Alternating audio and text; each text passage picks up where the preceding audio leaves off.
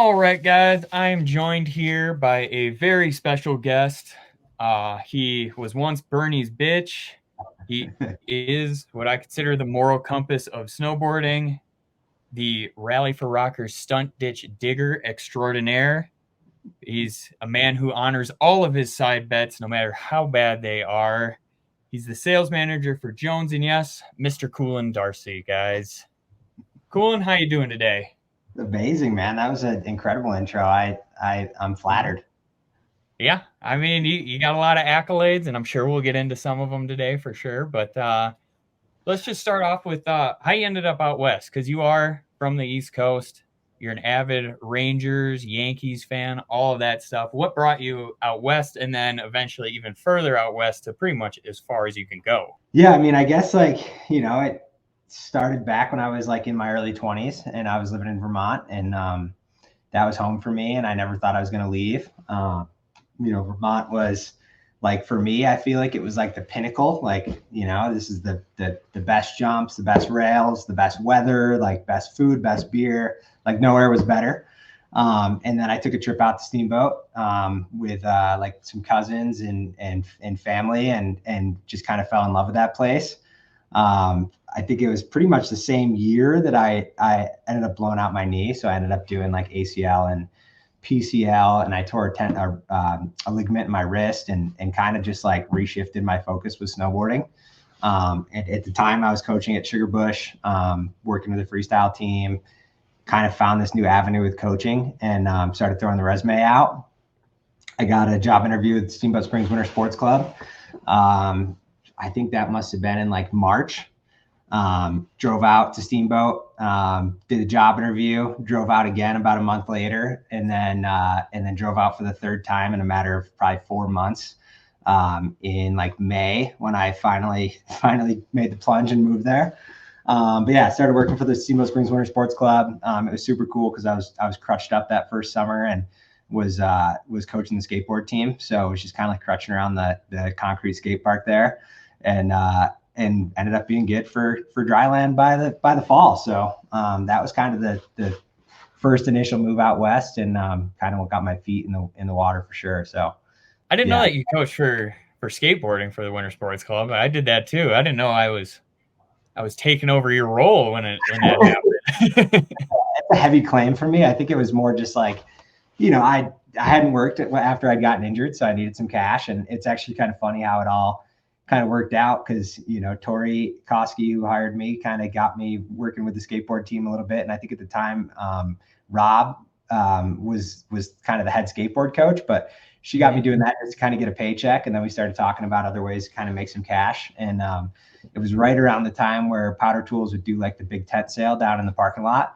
And she was like, you got to get in touch with Jake Jarvis. He's the manager over at Powdertools. And he can probably get you some work, at least selling snowboards at the tent sale. And he's a good connection to have, just by working with the club, you're going to want to meet this guy. And so I met Jake Jarvis, and for some reason he gave me the keys to kind of work at the tent sale. And that's kind of where we went from there. Dang. Jake Jarvis, what a legend. Yeah. Yeah. You don't know if he's regular or if he's goofy because he just rides both ways just as well. And you're like, dang, dude, I can't tell. I just look at the way he gets off the chairlift. Yeah. Sometimes he's been switching that up, though, every once in a while. Like, he'll just get people and be like, dang, he's a really good rider. And it's like, he's riding switch right now, dude. And you're like, okay. Totally. Yeah. I remember doing that with the kids. We'd make them get off the chair switch every now and then, and it was always pretty funny to watch. I'm awesome at it, stuff. You got to do those at least once a year. Just go on the chairlift switch. It'll keep you just honest out there, really. Like, if you're really good, then maybe go up the house and palm a switch. But I don't know. Yeah. That might be a never been done before. That should be like, how good are you at snowboarding? Like, well, I did the Palma switch, and you're like, all right, this dude rocks. Like, this dude's nasty. That might be a new side bet for Slash and Burn. Ooh, I like that. The switch Palma. Just watch everybody just get drugged straight up that thing. What was it like having Jarvis as an actual manager and then having Bernie be the assistant manager? Yeah, well, that was actually what was funny. It was the last tent sale that Jarvis managed was the first one I ever did. So he basically was in the transition period of going into buyer for Powdertools, and then that was Bernie's first official year as store manager. So, Jarvis kind of hired me and then was like, "Hey, Bernie, here's this guy. Good luck." He's got 3 different jobs and, never shows up on time and all the good things that Bernie will say about me. But Jarvis basically hired me, vouched for me, handed me off to Bernie and was like, good luck, do what you will with this guy. And I mean, it worked out pretty well for you because you moved on in the industry from there. It's not like Bernie just kicked you to the curb. Totally. I think he tried a few times, but I just wouldn't let him. I wouldn't let him fully let go of me. So he never gave you that chicken sandwich that he always talks about. So you're all good. Yeah, it was always just like a little appetizer. Just a little appetizer, just some French fries. Go over there and just finish those. Maybe a breakfast burrito, something like that. Totally. So how did that transition into you going and working for Jones and Nidecker groups then?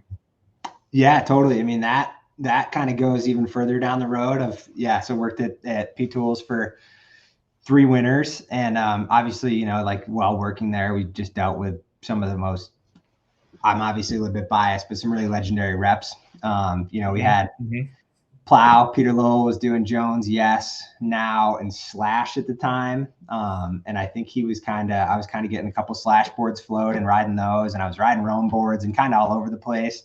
And then we had Lufkin was the Solomon rep. I mean, we just had a really solid group of rep guys and made some connections there. And then, I'd always kept in touch with Petey, even after I moved out here to Tahoe.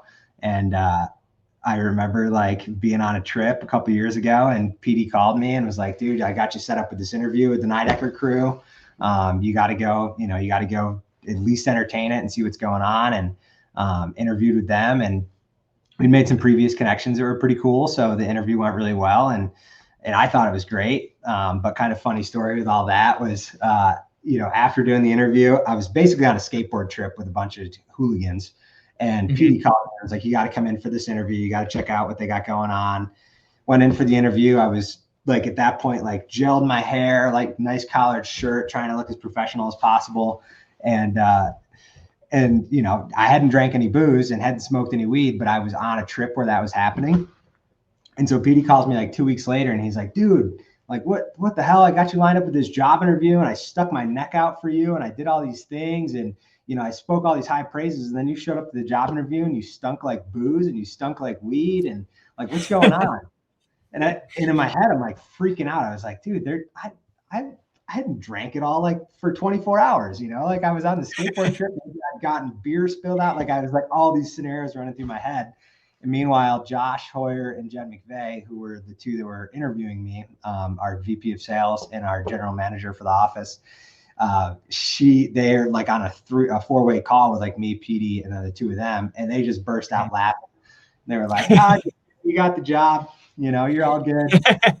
So it was a heart stopper, and Petey definitely freaked me out pretty good, but got the job. So yeah, that's sick.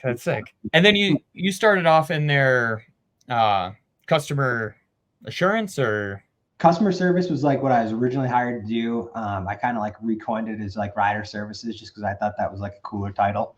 A way better title. Yeah, it was dude, a lot of good phone. People at the time, we just had a phone line that people could call, a direct number.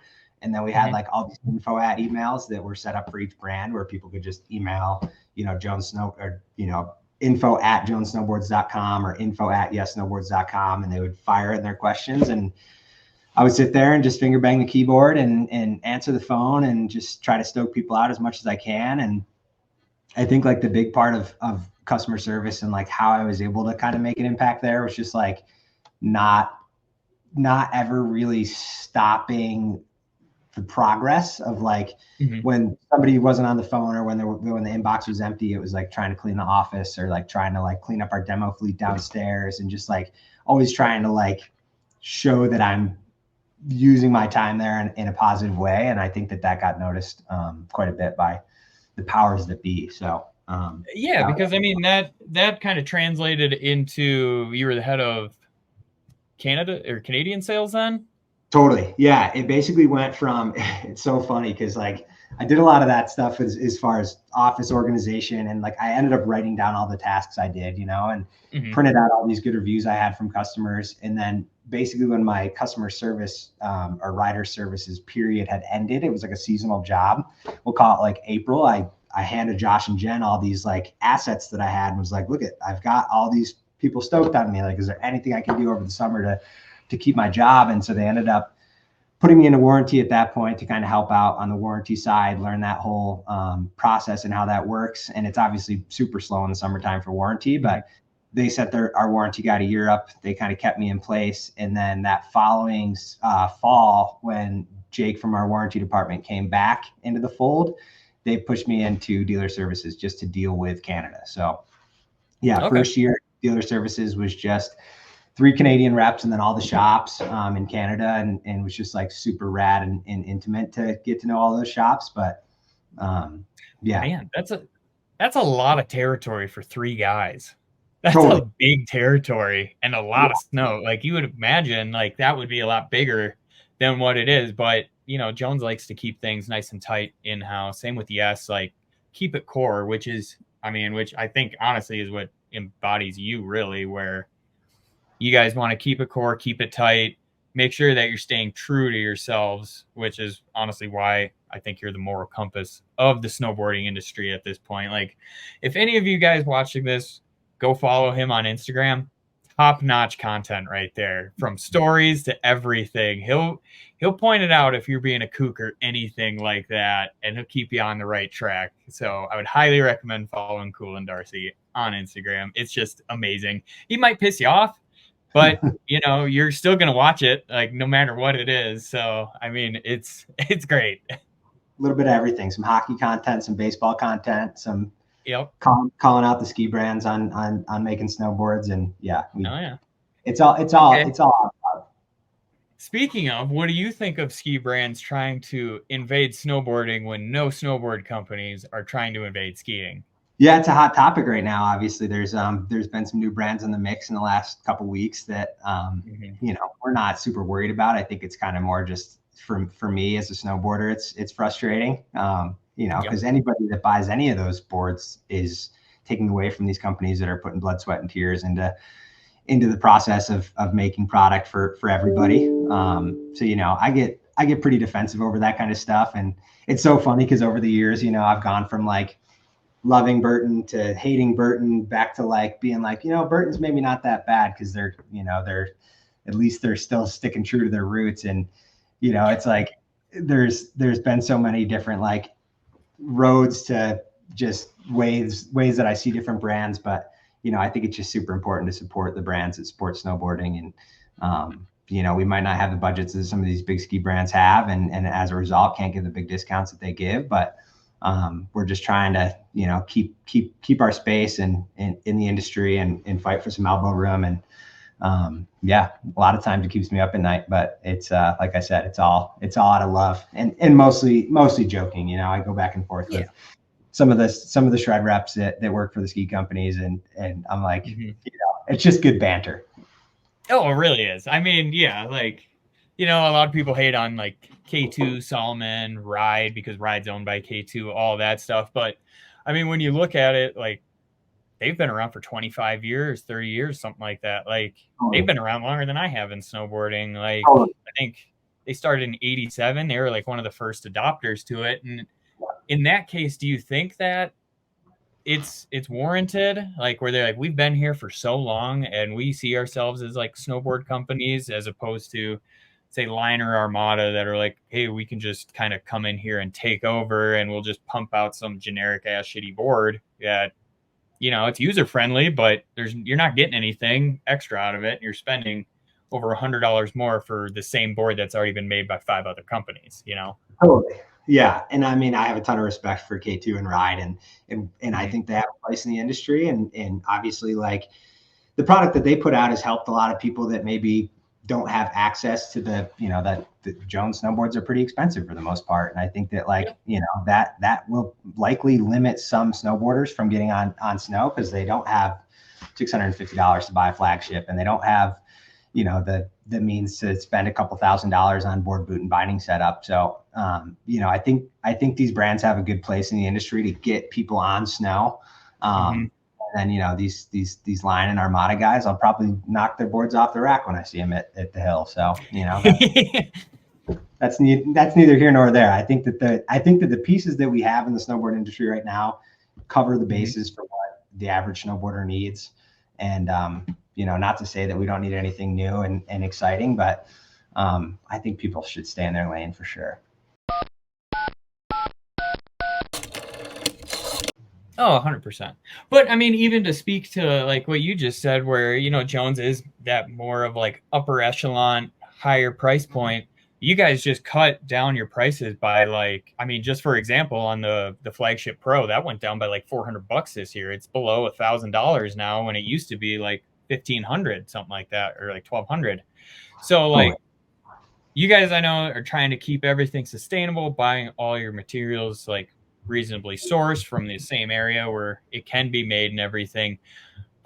How are you guys able to cut down prices so much with keeping the same quality product and everything? Like, because I know we've had so many questions with that, where like customers are like, what did they do differently on the Flagship Pro that they could drop it so much in price? Like, did they totally just like give you the bare bones of it? But when you look at the specs, pretty much the exact same. So just for everybody, how are you guys able to do that when everybody else is raising their prices? Totally. Yeah. I think the big thing there is just we have minimum order quantities for all of our models across the board. So everything that we make, you know, we have to hit a certain order quantity. With boards like the Project X and the what used to be the Ultra Flagship, we kind of scrapped the idea of hitting minimum order quantities to make this premium kind of high end board that, you know, honestly gave us a little bit more margin to work with on our end.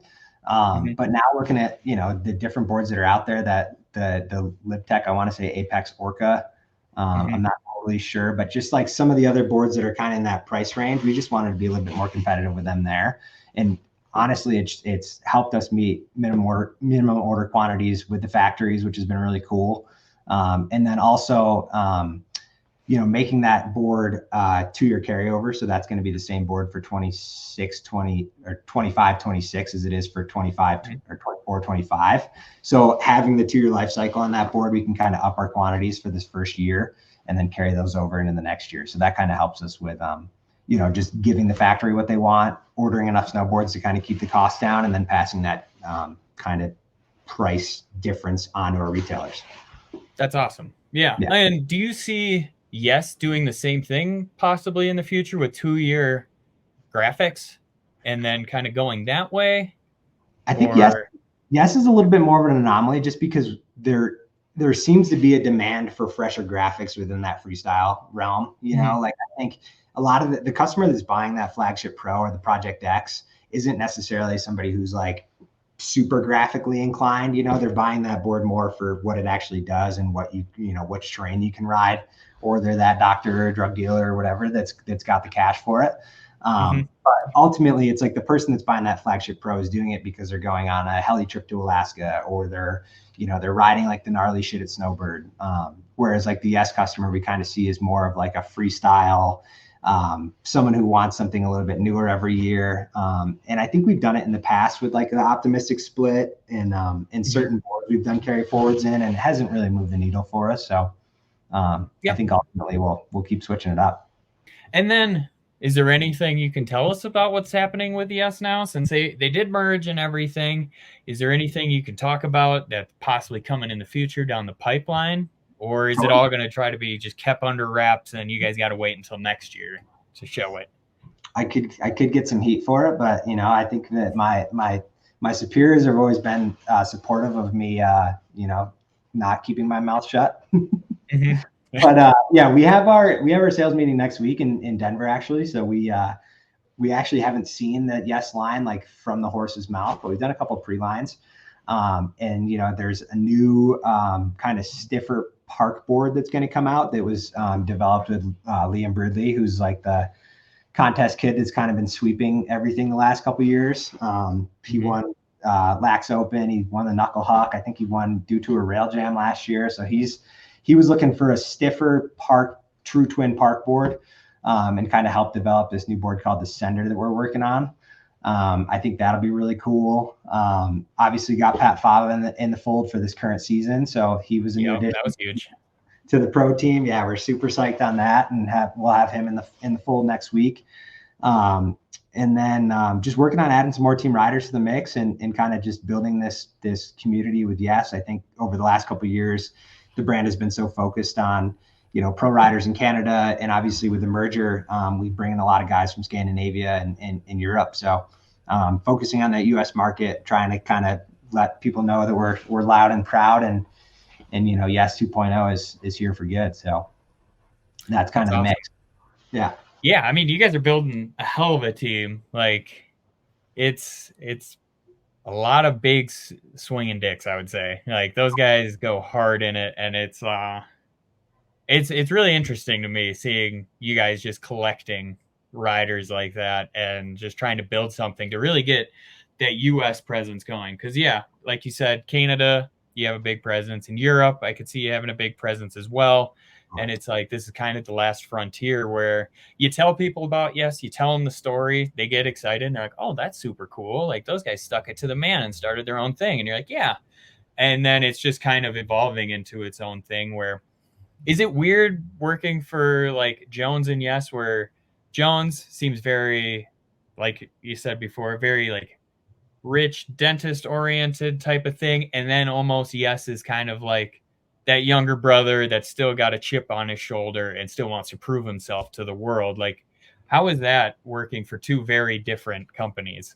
Dude, yeah, I mean, you hit the nail on the head, but it's super fun. I think like Jones, I wouldn't necessarily say I think in the past it used to be pretty, doctor, drug dealer orientated.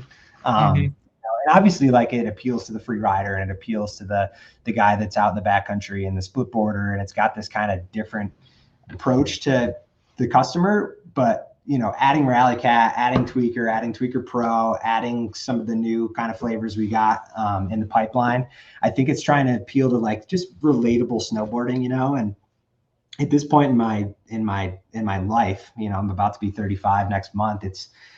I'm finding that like carving, ripping groomers, like getting up early, trying to beat everybody to the fresh cord, or trying to, powder days, obviously, I don't think I'll ever fall out of love with. But to me, it's like Jones just speaks to like the type of snowboarding that I'm doing these days. Pretty backcountry heavy. I live like 40 minutes from the closest resort. So a lot of the snowboarding I'm doing is split boarding. And to your point, like a lot of pow surfing. So it's like Jones really, to me, encapsulates like who I am as a snowboarder. Whereas Yes, it's so funny because it almost encapsulates who I was as a snowboarder. So it's like a lot of nostalgia and familiarity. It's like, DCP, like I grew up watching Mac Dog movies with my little brother and just being like obsessed with DCP and like the way he rides, and like never in a million years did I think I'd be working with that guy. And so it's like, it's cool to kind of go back and look at like the history of Yes and the future of Yes, and like so much of that is who I consider myself as a snowboarder in the past, and a party animal. And just like it's cool to have both sides of it. I feel like Jones is kind of more of like my present and my future, whereas Yes is more of like my past and my present. So I can relate to both brands really well, and it's really cool to see both of them and what they're trying to do. I mean, that's a great way of describing it, because I feel the same way as you. Maybe it's when you turn 30 or maybe 31, something like that. But like, I'm with you where I'm like, yeah, some days I just want to go and rip a groomer and just stay on the ground the whole time. Totally. Like, and then some days, like before, it was like, no, I want to get in the air. I want to go and just push it as much as possible. And I don't know, maybe that's a natural progression. Once you turn 30, it's like time to get a Jones to carve super hard, and like, because your body is not going to be perfect anymore, especially after snowboarding for 15, 20 plus years. Like, stuff's going to start to deteriorate. But yeah, Jones makes some great boards that, you don't necessarily have to get off the ground on. Like the last couple of years, it's been Free Carver and Storm Chaser, or Storm Wolf have been like my two absolute favorites. And then Storm Chaser kind of working its way into the mix lately, just on good pow days. But yeah, it's funny. I feel like there's a board for just about everyone and everything in that line. And Yes kind of makes more of that like freestyle focused, snowboarder, and it's cool. Like, I feel like from wearing so many hats within the company over the last couple of years, it's a pretty natural progression just to kind of have to work with both brands and put on a different hat each time. And like Jones sales meeting a few weeks ago, it's like very like competitive, and we've got a pickleball tournament, and there's like this whole thing, and we're out surfing like super early in the morning, and you're usually asleep by like 11 o'clock at night after a couple of days. Whereas like Yes is in Denver next week, and I'll be in Denver. I'm sure that's going to be a late night, early morning type of deal. And yeah, it's just it's cool to be working with both brands and not have to be like boxed into one different personality. Yep, totally. I mean, you have the best of both worlds there, where if you want to kind of be the old man, you can go and do your Jones stuff, and then it's like, I got to go be a kid again, and I'm going to love this for these 3 days, and then I'm going to feel like death for the next 2. But, Yeah, 100%. Hey, that's what snowboarding's about, though. You have a great day on the hill, you're probably going to feel like shit the next day. 100%. Couldn't agree more. But just changing gears a little bit, you help with this event called Rally for Rocker, which you guys do pretty much at the end of the season. Sick bank slalom, all hand dug. You want to tell the folks about that a little bit? If they're in town, tell them to bring a shovel, that sort of thing. Really what it is, because it seems like you're out there from sun up to sundown with you, Shelly, and the dogs, just trying to get this thing done. So is there a prize for it? Like, what's it all about? Yeah, I mean, Rally for Rocker is arguably my favorite week of the year, and not necessarily the event itself, but just the week leading up to it. It's like a Tuffy shovel's worst nightmare. I just think that those things just get used and abused. And yeah, we, big shout out to Taylor Carlton, who's one of our Jones team riders. He basically organizes the entire event from the ground up. It's in memory of this guy named Steve Rocker Anderson, who died in an avalanche across the street from where the event takes place. He passed, I want to say, in maybe 2013.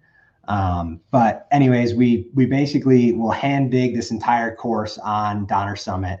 There's like the big blue scoops that everybody's got that I feel like are usually used for like, the urban setup and cleaning your driveway in Denver when it gets snow. We bust those things out in like full force, like a little mini army, and basically just like shovel these massive berms. We bring out big, huge trash cans. We'll fill them with snow, take 2 or 3 people, flip them over on top of the berms, and just stack these massive berms. It usually comes out to like maybe 8 or 10 total turns, but it's a really fun course. We salt the hell out of it Friday night, Saturday morning. And then everybody that shows up is buying raffle tickets, buying T-shirts, registration, and all that money is put together and donated towards this Rocker Memorial Skate Park that they're building in Truckee.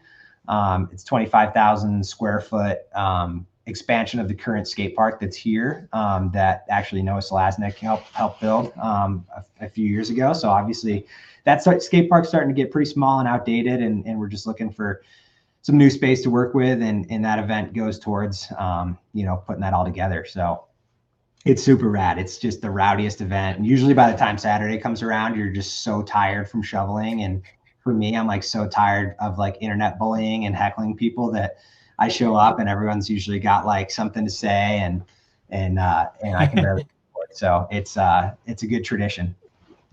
Yeah, it sounds like it. And that's towards the end of the year, like May or April? Yeah, TBD on snow. It's funny because that's all like a pretty west facing, kind of northwest facing slope. So with us in that time of the year, it's like, we'll either have a massive snow year and we'll push it off until like May. I think 2 years ago we did that event in early to mid-May.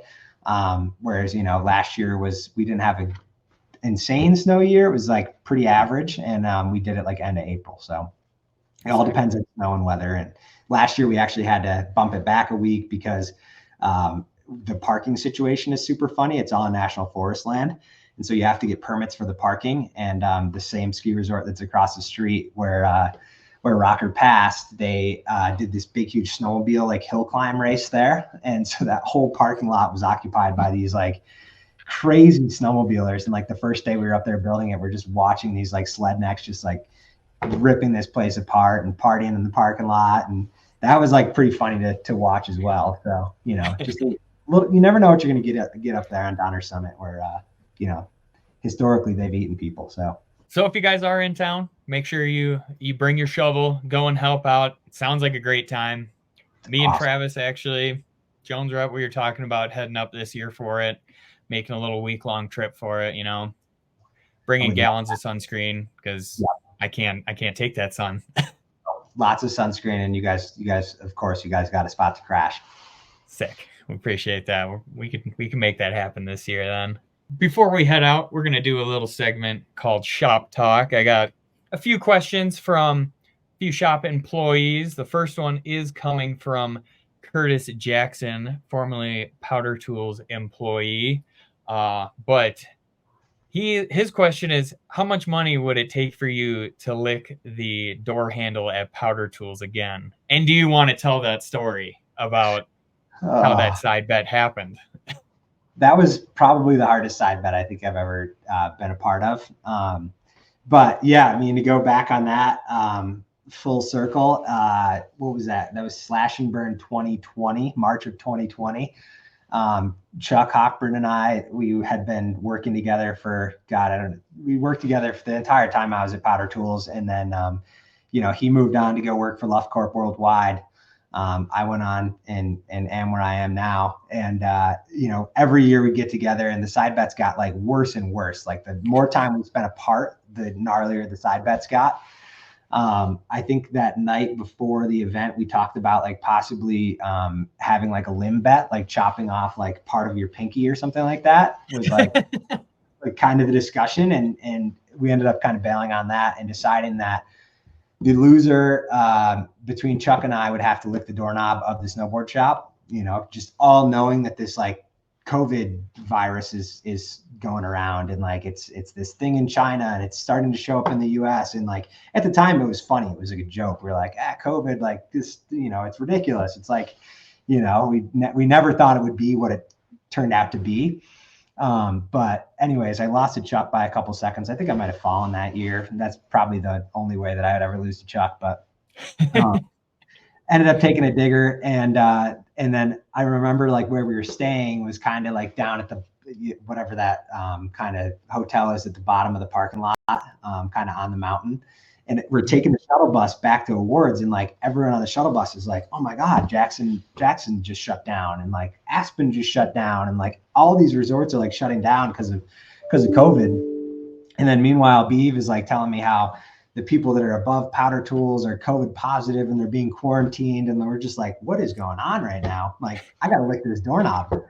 And so then awards get over, and I of course am nowhere near worthy of a podium spot, but it seemed like everyone from the awards marched me up to Powdertools, up to that second floor, and there was the doorknob, and I got down on a knee and I licked it like an honorable man, and pretty full frontal. It was probably the best I've licked something in a long time, and yeah, I mean, to repeat that now, I think there could be money involved. I would do it for a couple $100. Like I've for sure I've licked worse things before than that doorknob. So, couple $100 is the price. Couple $100. Yeah, Curtis, my Venmo is the same as my Instagram. So just fire it over and I'll be sure to come on out and start licking whatever doorknob you want me to. I'll lick the doorknob at back door. I'll lick the doorknob, at E3, like whatever you want. That's amazing. I mean, hey, you didn't get COVID from it, so it probably just made your immune system stronger. I know. And then it was so freaky. I was actually out there with my buddy Sam, who I'd worked with at the time, and then his now wife Kendra, and we were like driving back as the world is shutting down around us, and like got to Park City, and it was like dumping snow, and we like went to downtown Park City, and the roads were just like no one was around. Like it was like so apocalyptic. And like they both knew that I licked this doorknob, and they're just like, what the fuck? Like we are for sure gonna get COVID and probably die. And it was just like this awkward ride home where we're just like, oh my God, what is happening? So yeah, they weren't too stoked on my actions, but I had to hold up my end of the bet. I've never welched. You had to. I never will. Well, otherwise, I mean, you're not allowed back in the race if you welch on that bet. Like that's just the way it is. And for the record, I'm very glad that was the confirmed bet, and I didn't have to cut off part of my pinky because that probably would have sucked. Pinky bets are tough. You Yeah. never. I think that would be the worst. That would hurt so bad to just cut the tip of your pinky off. Oh my God. Yeah. And we like talked about where to get like a cigar cutter. We were going to do it with a cigar cutter and just like snip it at the nail. And I was just like, oh man, I want to no part in that. So we'll save that for another year. And then another question that Curtis wanted to know is who's going to be your World Series MVP? Since you beat his Cleveland Guardians, he's bummed about it still, but he wants to know who's it going to be. That's a tough one. Yeah. I think Aaron Judge, I think he's due for a big series. And I was reading the other day that he had against the Dodgers in their series this season, he had like a 400 batting average and a bunch of home runs. So I'm hoping Aaron Judge steps it up after a week of regaining his Superman strength and puts the Dodgers in their grave for Matt Emilio. We'll see what happens. This won't come out until way after the series, but if it doesn't turn out that way, I'm sure everybody will let you know. But it's the worst part of losing. And then just one final question is, what is the most underrated part in snowboarding, in your opinion? Man, the most underrated part. I'm such a backcountry guy these days and such a split boarder that for me, it's like I find a good skin track to be super hard to find. And I don't know if it's been a part of like, kind of the COVID world and how that blew up the split board game, but I've been on some real skin tracks in the last couple of years. And I try not to make any of my own, but I'd love a good skin track that just gets you where you got to go and gets you to the top and gets you back down without using a lot of energy, but also without like, not wasting your time. And it's so cool. We go on this trip the last couple of years called Whitecap. It's up in Pemberton. And last year we brought Plow on the trip and Steve from Gravity. And it's so cool because you just kind of, you come into this zone. It's actually called Darcy, which is north of Pemberton. And you kind of come into this zone and it's this backcountry hut that's just out in the middle of nowhere. And there's no lines on it. And there's fresh snow. Like nobody's been out there for weeks. And from that hut, you wake up in the morning and you basically go out with these guides and they're setting the skin track. And, so often it's just this perfect, like picturesque skin track and like taking all these pictures of it and the way that it works up the mountain. And it's just like, for me, it's like such an art form these days. And I know that sounds nerdy and probably sound like a skier when I say that, but it goes a long way to just like be efficient. And, I think that it says a lot about life. Like life is kind of like a skin track. Sometimes there's days where you got to take it easy and days where you want to go straight up. And, the most important is obviously the way down. So, skin tracks, very underrated. Wow. Just laying some knowledge on the folks right before you head out. That's amazing. Thank you, Colin, for joining us. You've been amazing. I can't wait to do this again, but I appreciate it, man. Thank you. Absolutely. It's always a pleasure to see your face, and I'm stoked on everything you guys have been doing this year. So keep fighting the good fight. The reviews have been great, and I can't wait to get you on some new stuff. Thanks, man.